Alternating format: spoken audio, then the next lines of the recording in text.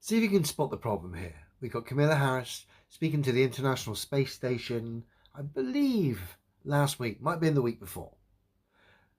But she can ask a question to one of the astronauts here, and as we're about to see, well, I'm not going to give it away, see if you can spot the problem.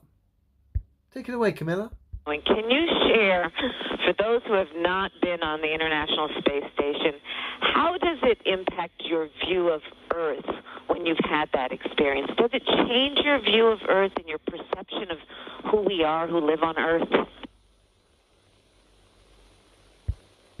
Now, matey boy on the left, who happens to be actually our mate Bob Hines, who gave away the location of one of the sets these clowns pretend to be in space with a month or so ago. So we'll check Bob out once again before we go. But pay particular, well, just watch Bob and see if you can see the problem. Oh man, that's a great question, and I think it's something that we all share up here. You know, one of the unique perspectives that we have here. Did you spot it? Let's come back again.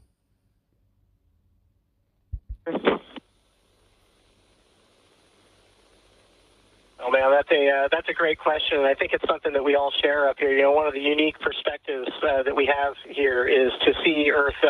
Yeah, whatever. So if you spotted it, good on you. Watch the interaction between Bob's hand and the microphone cable here. I've slowed it down and it's on loop, but you'll see the obvious problems very shortly. Bob's hand at points goes straight through that cable.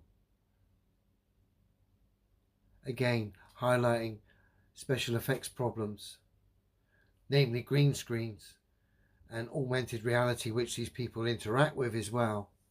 And as a result, you get things like this: people's hands passing seemingly through cables, or Victor with a camera a year ago passed a camera seemingly through a steel bar. Obviously that's not happening. That's special effects meltdowns. At Bob's hand, Bob doesn't have the ability to put his hand through a cable there.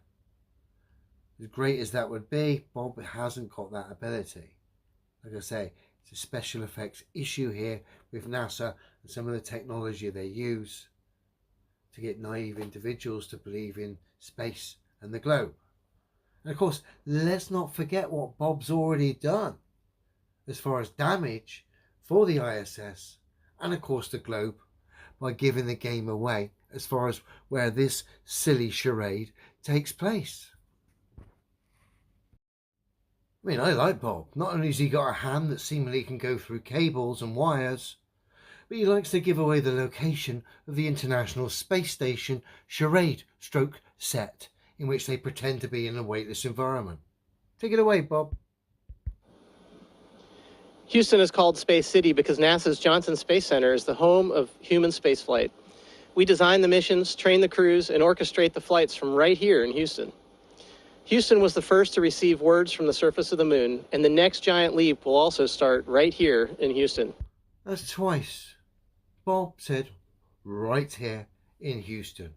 Problem is, Bob, you're supposed to be on a space station hurtling around the ball. But you said right there in Houston.